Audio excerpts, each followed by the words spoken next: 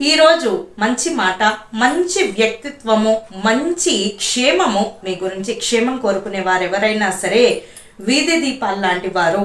చూడండి, వీధి దీపాలు ఏ విధంగా మనకు దారిని సూచిస్తూ ఉంటాయో, మనం వెళ్ళే దారిని ఏ విధంగా కాంతిమయం చేస్తూ ఉంటాయో, అలాగే మంచి క్షేమం కోరుకునేవారు, మంచి స్నేహితులు ఎవరైతే మన స్నేహితులు ఉంటారో మన గమ్యం వరకు మనతోటి ఉండలేకపోవచ్చు, మన తోడుగా ఉండలేకపోవచ్చు. కాకపోతే మనం వెళ్ళే మార్గంలో, మన గమ్యాన్ని చేరుకునే మార్గంలో ఆ మార్గం అంతా కూడా కొంతవరకైనా కాంతిమయం చేయగలుగుతారు.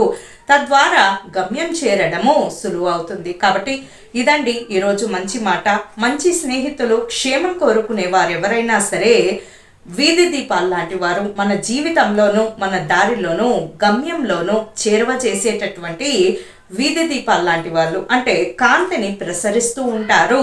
అది జ్ఞానం ద్వారానో మరి మీకు అవసరమైనవి ఏవో వారు మీకు తెలియజేస్తూనే ఉంటారు. పరోక్షంగానో ప్రత్యక్షంగానో అది మనం గమనించుకోవాలి.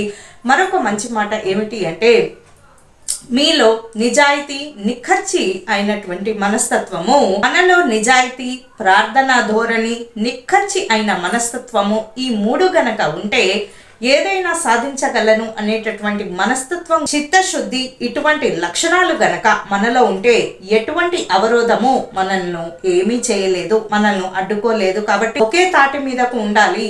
ఎన్ని అలలు వచ్చిన జీవితంలో అలా ఉంటే భగవంతుడు కూడా సంతోషించి ఒకరోజు ఖచ్చితంగా విజయానికి చేరువ చేస్తాడు, విజేతలుగా నిలుస్తారు. ఇదండి ఈరోజు మంచి మాట.